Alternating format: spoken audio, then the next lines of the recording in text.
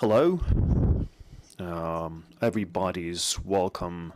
My name's Olga Damanova, and we've invited you today to present you educational project prepared by the Media Center Ukraine and the Ukrainian Institute of the National Memory. I would like to introduce to you our speakers. We're having Taras Shevchenko, Deputy Minister of Culture and Informational Policy, Anton Drobovich, head of the Ukrainian Institute of National Memory, Volodymyr Tylishchak, deputy head of the Ukrainian Institute of National Memory, and Svetlana Chepurenko, communication manager at the Media Center Ukraine. And we have Marina Ponomarenko, the producer of the project.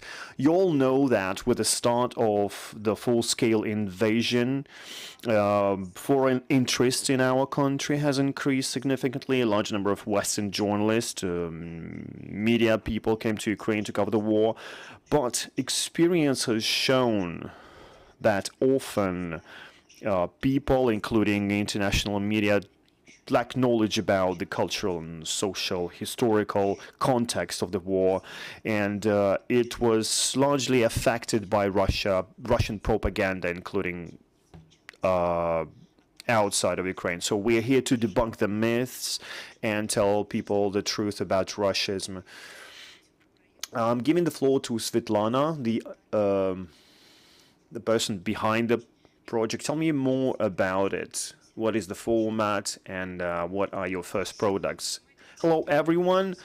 Media Center Ukraine started working since the first days of the full-scale invasion. We became the first contact point for international journalists. We gave them news, stories, helped them find contacts, and told them how to get accreditation and other things. Then we expanded our activities. We started working with fixes, and one of the areas we focused on was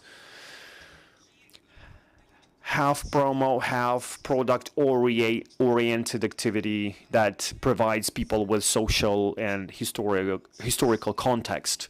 We did it in a focused way because lots of people, including international media, knew very little about Ukraine, and whatever they knew was based on the propaganda disseminated by Russia over decades, and the ideas about Ukraine was pretty much distorted, or they haven't had any ideas about our country at all. So we decided to help international media to understand the context, because it affects their material that they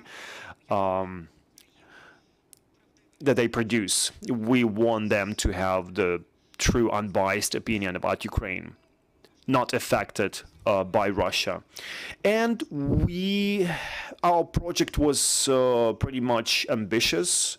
It was about to debunk the myths and explain to people what ruscism is, because it's fascism of the 21st century. We really appreciate Taras Shevchenko's efforts. We decided to engage his competencies that we lacked to strengthen our communicational expertise in production. We knew how to communicate with the international audience. We knew that they wanted a very simple product, like a 2-minute video that would explain certain things about Ukraine's history and Russia. So we needed that historical expertise. So we started working together, and we came up with 2 series of videos. The first one is about debunking of historical myths about Ukraine, and it includes 12 videos, and it's about our way towards independence. It debunks myths about Ukrainian insurgents' army and myths about so-called brotherly nations, and it talks about the history of Cossacks, and we decided to cover lots of things in these videos. So we can watch the first video about that. It's about the war. It didn't start yesterday or last year or a couple of years ago. It's going for a pretty long time.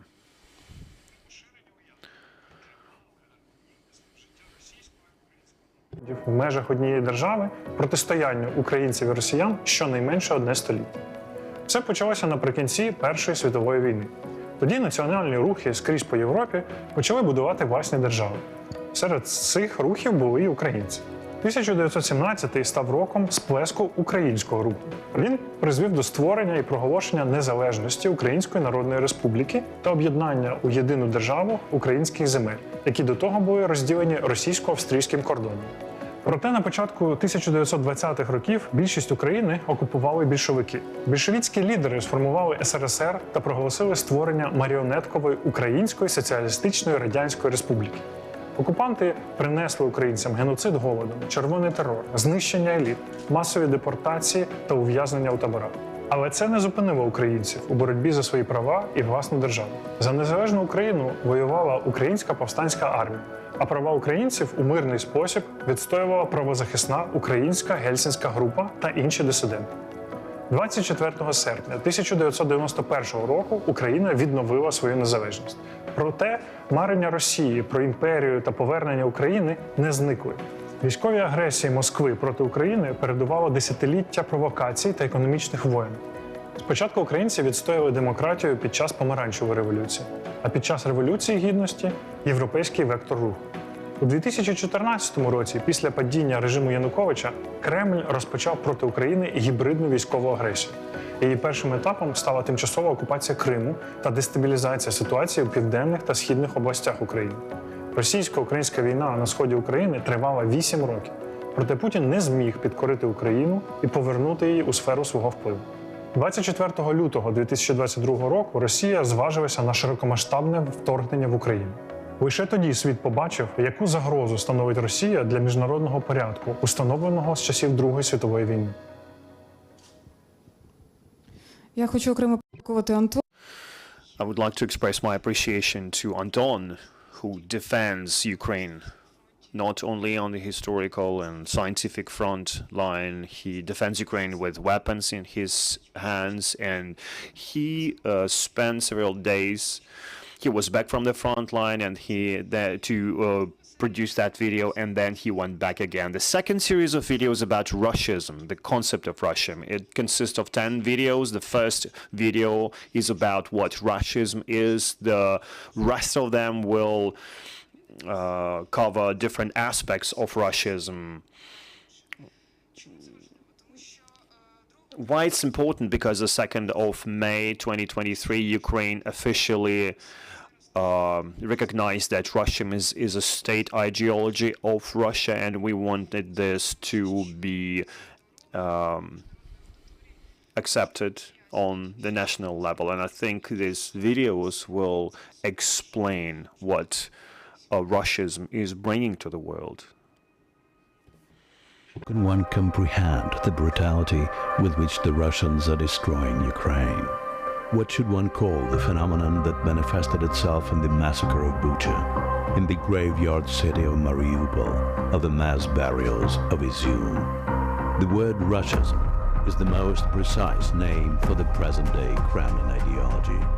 This neologism was coined as a combination of the words Russia and fascism.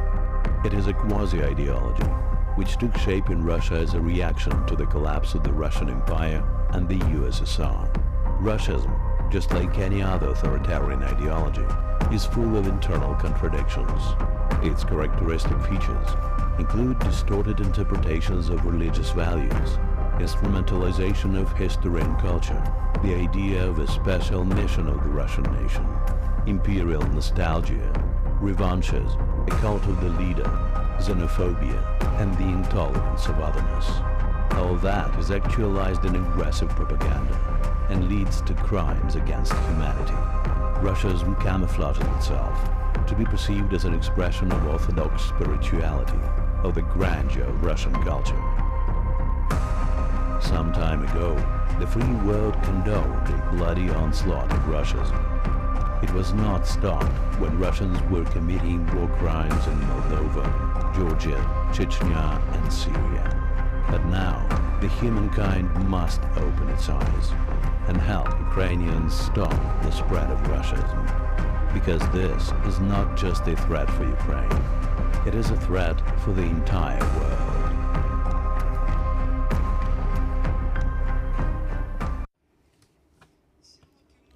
All the videos can be watched online in social media, on our website, on the Media Center Ukraine and the Institute of National Memory. So please share them, and we hope that it's going to be a part of our struggle against ruscism, part of our struggle for freedom. We believe that the truth will prevail. Well, actually, the first question is how important these projects are, how the international community ready to know truth about Ukrainian history and talk about ruscism. Thank you. Thanks a lot to everyone who created these videos and who's been working on debunking the myths and letting the truth about Ukrainian history shine. We really value the cooperation between NGOs, governmental structures, international organizations, and I'm sure that this synergy will help us achieve success. In debunking myths and communicating Ukrainian stance, I think people's ideas about Ukraine has changed, and Ukrainians' mindset has changed. There were many changes for the Western audience, and especially the topic of Russian narratives. They now are part of what's been taught in European and Western universities. So this project is quite important and timely, and it's also important in the context of ruscisms today, and the context of historical aspect, getting back to the history of Kievan Rus, and Russia has built its own narrative that it's the same environment, Spain, claiming that what happened in Kiev back in the days is part of Russian history. So, but it's impossible to describe people of ancient Novgorod as Russians, but it's in the textbooks. Even Encyclopedia Britannica, well-known encyclopedia, presents history written by Nestor.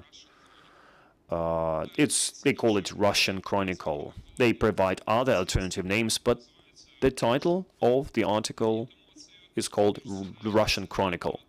So this narrative of calling everything that happened within these territories Russia is something that we need to struggle against. I think the first time I visited the British Museum in 2001, and there were artifacts from the 3rd or 5th century, and the description was it was from South Russia. So in the context of museum and art, and also history taught in universities by professionals, we have a lot of work to do. And Snyder, Plochy, they're doing a very good job communicating to a wider audience. It's all combined efforts to debunk Russian myths, fight Russian narratives with our information, with our material. So thanks a lot for that. Thank you, Anton. Well, the question is to you. I would like to subscribe to what Svetlana said. I would like to express my gratitude to you. Thank you for defending Ukraine. Thank you for these projects. We've seen that you are one of the speakers in these series of videos. Why it's important for you? Why did you join the project?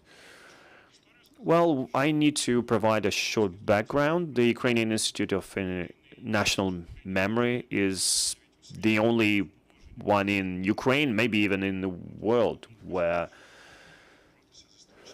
it's written in our statute that we have to fight the historical myths, because the word myth is not normally used in documents like that.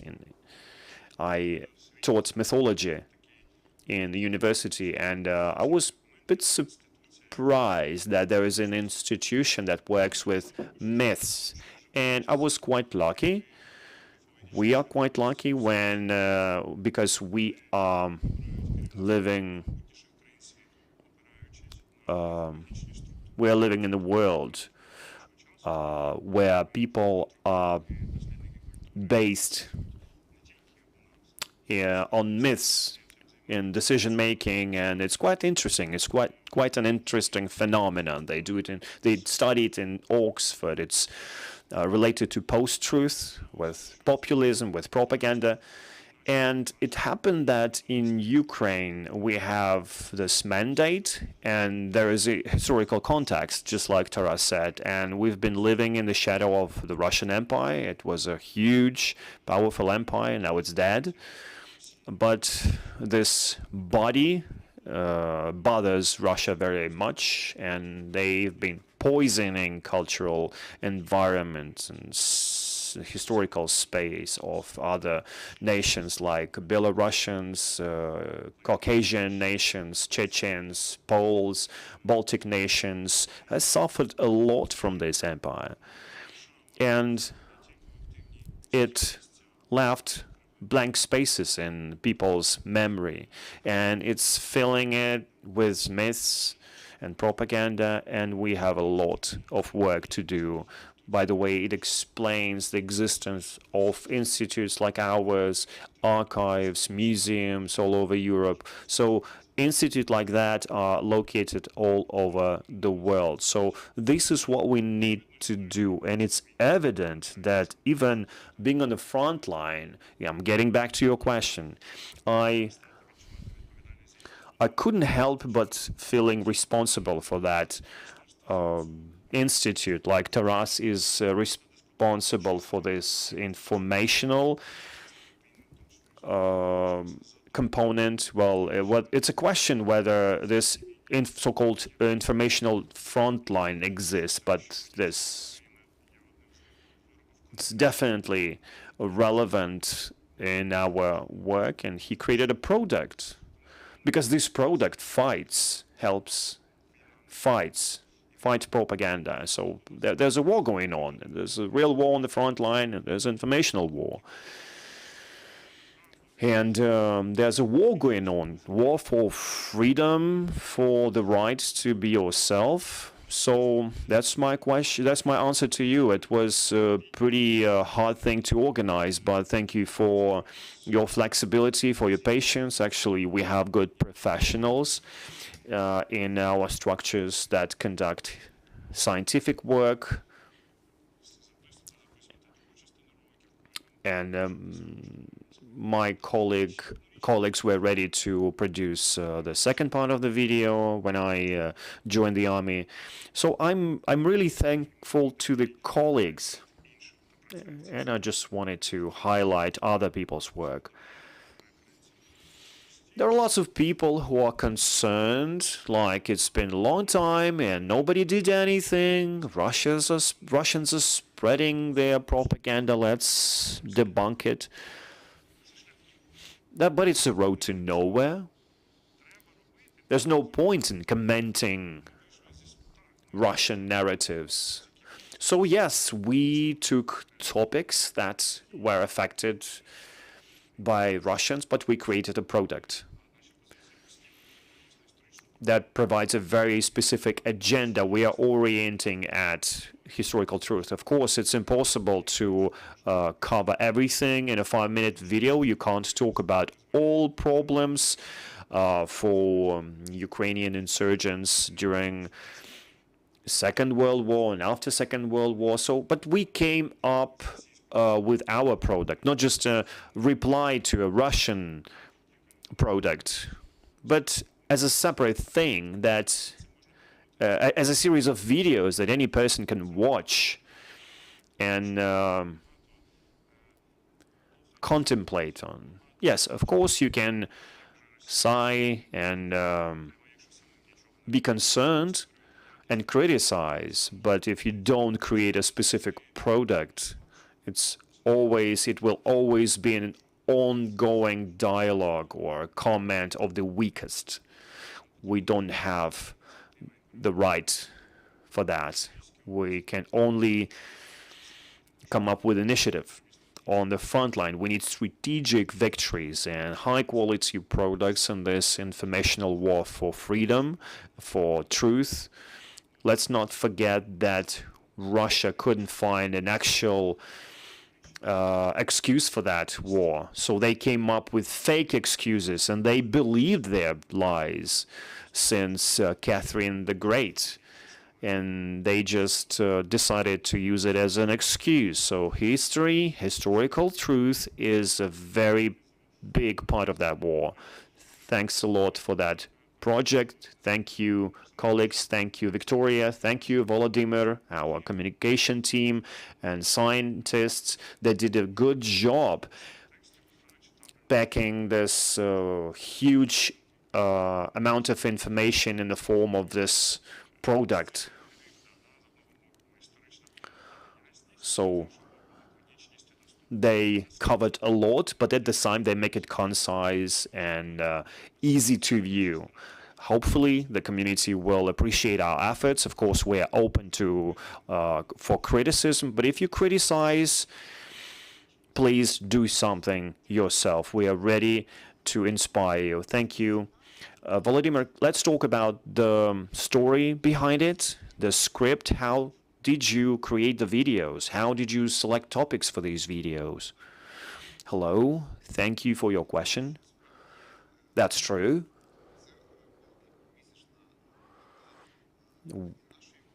This is a multiple months efforts, and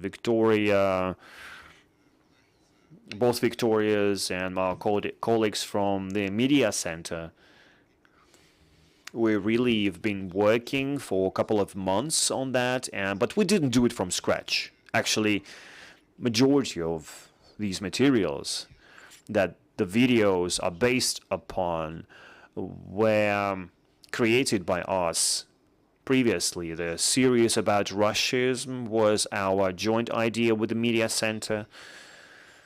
Last year, we've created an exhibition called Ruscism Is. This exhibition is on tour in Ukraine. So last time it visited Vinnytsia, now it's in Odessa. So this series about Ruscism is based on this exhibition. So these materials that we've created previously, we've breathed a new life into them, and we decided to cover such a horrible concept of Ruscism, and we decided to do it in a better way, and we appreciate our colleagues' efforts. And speaking about myths, well, we selected topics together based on most relevant things. Of course, these 12 videos, they don't cover everything. They don't cover all of the myths we should talk about. Myths that Russia speculate about spreading their imperialistic propaganda. But these are videos, topics that people talk a lot about. people can relate in the story, history of Crimea, history of Cossacks, and Kievan Rus heritage and others. A lot of topics were created previously. And they were updated, but this is a totally new product. And a good product. And a lot of efforts were invested. I appreciate my colleagues' efforts. And thanks to our partnership with Media Center, we had products that can be interesting for Ukraine and outside. Thank you, Volodymyr. Marina, the question is to you. We understand that all scientific products are very complicated things that are very hard to communicate. How did you do that? Well, on behalf of our creative team, I would like to say that we enjoyed working with these products because these products are very much demanded in Ukraine. The way we worked with them, these are different products by format and style. First, I will talk about debunking myths. It was Anton's project. It was created in the form of a video blog, so the concept was very simple. We designed the visual style, and we found some materials that would tell a story, like maps, visual aids, and we added some subtitles. Our team, our team members, some of them are in this room. Yelizaveta Pavlova was behind the script, and Yeshuk created the visual style. Homenko was the cameraman, and Alexander Olinik was the editor. And so thanks for that, guys. Then the second series of products were videos about ruscism. And it was interesting to work with them because ruscism is a new concept and we don't have many products that would be focused on the international audience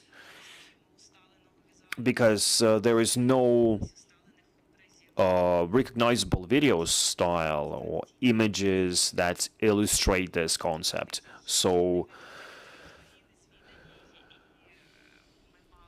that was a bit of terra incognita for us, and we tried to create our own vision and tried to provide a better picture.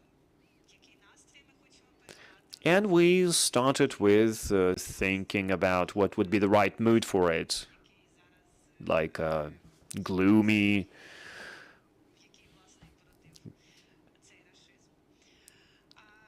mood that Russia is associated with. So this is why we decided the soundtrack and the colors and the style.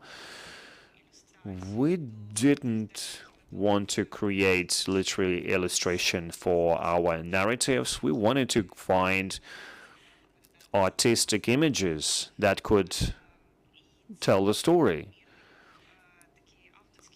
So it's largely a unique product by our video designer, Dmitro Lobko. He's here today, and he created these videos in the form of collage.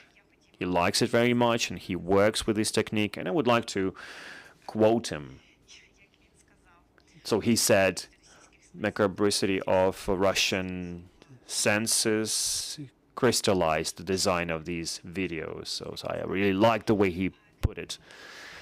Besides, Yelizaveta Pavlova worked on this video as a storyteller, and Evgeny Yankovsky helped us as a designer. He designed the visual style, so that's how we did it. Thank you very much to the whole team that worked with these videos, and I hope that this product will find a larger audience, because this is a very important topic for us. Dear colleagues, I would like to engage you in the conversation. If you have comments or questions, please. Hello, Ukrinform, Natalia Molchanova. I have a question to Taras Shevchenko. Do you already know how you're going to promote these videos? Because the way I see it, they're focused on the Western audience. How are we going to promote it, and what platforms? And another question, maybe it's up for a discussion, maybe Anton can answer it. Do you know how you're going to work with Western museums, the Western universities, academic audience? Because you mentioned that many Ukrainian artifacts are marked as Russian. There are many Russian narratives, and they're part of the Western educational curriculum. So are you planning to engage Ukrainian academic community? Thank you for your question. Well, the product was created by the Media Center and the Institute of the National Memory. Maybe they will provide more comments on that. But the ministry is going to support promotion. And of course, the Ministry of Foreign Affairs, they have a unit that works with foreign communications. As far as the second question is concerned, we have lots of public initiatives in terms of communicating with museums, and not just museums. Lots of Ukrainians went abroad after the full-scale invasion, and they visited different museums, and they created these teams of influence. And I mentioned my visit to a British museum, and when I was in the British Galleria, I noticed a picture by Degas. Now it's renamed Ukrainian dances, because they had yellow and blue colors, and they definitely don't look like Russians. So a lot of pieces of art were already renamed. I'm not sure whether they recall that information, but I know that there were cases when many titles were renamed.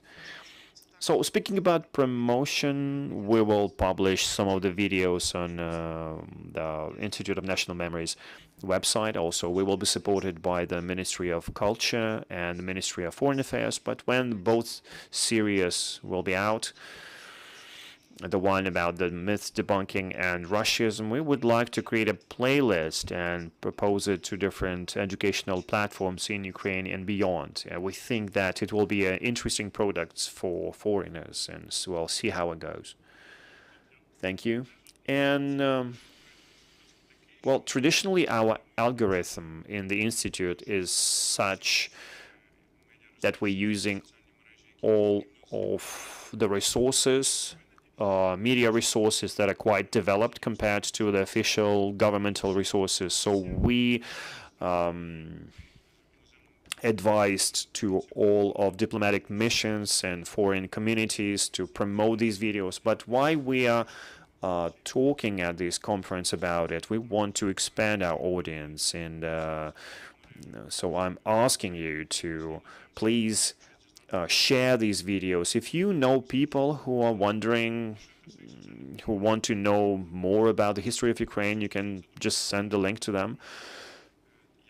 As far as the second question is concerned, how do you disseminate truth in Western communities and universities? Well, it's not really the Ministry of Culture's job and the Institute of National Memory's job. I can say that there is only one way here. Ukrainian scholars that speak English need to visit different international platforms, and they need to speak about it. There are conferences. related to rethinking of post-colonial heritage. They need to write articles and publish them in the best magazines all around the world, not just sitting on your sofa and waiting for someone to write something in English language. That's the only way. So the state need to help people promote it. They need to create different platforms of communication, and this is a great task for the Ministry of Education and the Academy of Sciences, but there is no other way than coming out of your bubble in your universities, in your academic institutions. Many scholars are comfortable sitting in their golden bubble and talking about different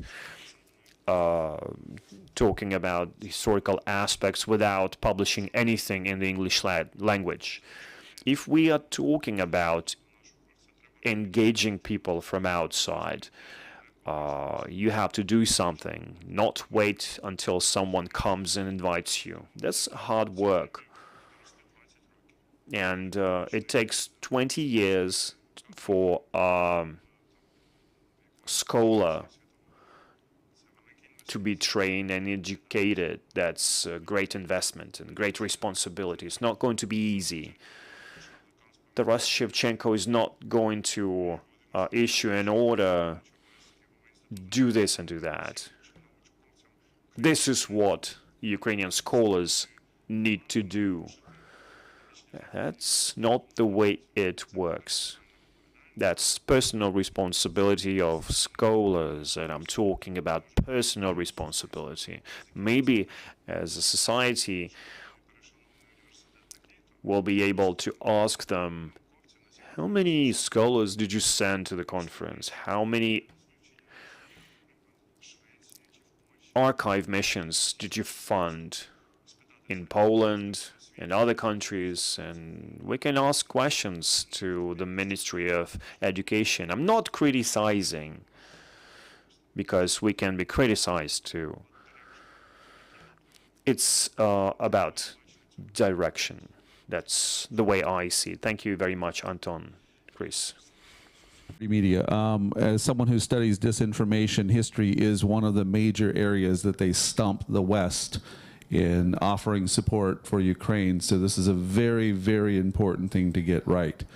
My question to you is, do you have a way of assessing the atmospherics of this effort, a way of determining the success, especially for foreign audience, where the effort put out is retrieving some clarity or understanding from the Western audience or American audience? Дякую. Хто візьметься? Давайте я почну. Well, I can start. I think the most important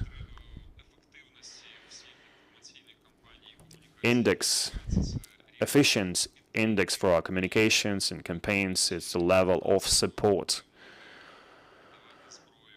to Ukraine, the ability to give weapons and other types of support. I think this is the best result.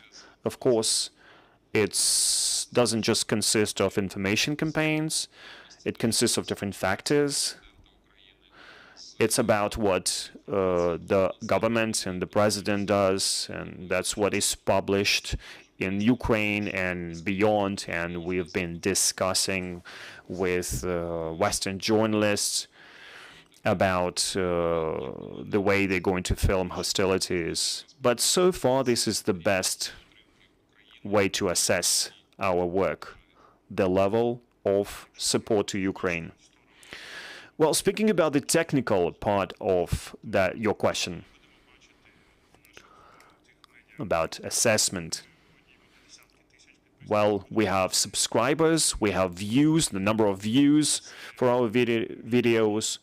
We have a series about the Second World War, the war and the myth. We can see how many foreign views we have, how many comments we have from outside of Ukraine.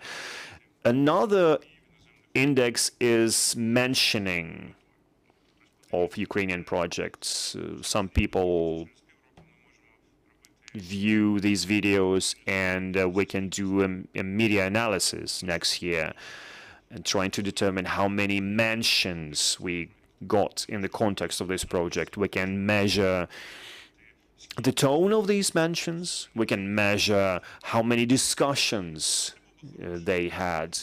So it's going to be a good technical measurement, but it will sooner or later get down to how many people really support us, because it's very relevant for many people in Europe that faced Russian imperialism. Unfortunately, Europe also has problems with post-colonial status of some countries, and nobody is concealing that problem. Europe didn't discuss Russian imperialism. They thought that was none of their business. They were engaged in their own imperialism. So this is a new thing to do. For many decades, unfortunately, we didn't pay enough attention to that too. Thank you. Dear colleagues, do we have any questions? No questions. Thank you very much for being interested in the topic. Thank you very much for your synergy. And thanks to that synergy, we have products like that. Thank you. Our next briefing will start at 12:30. Stay with us.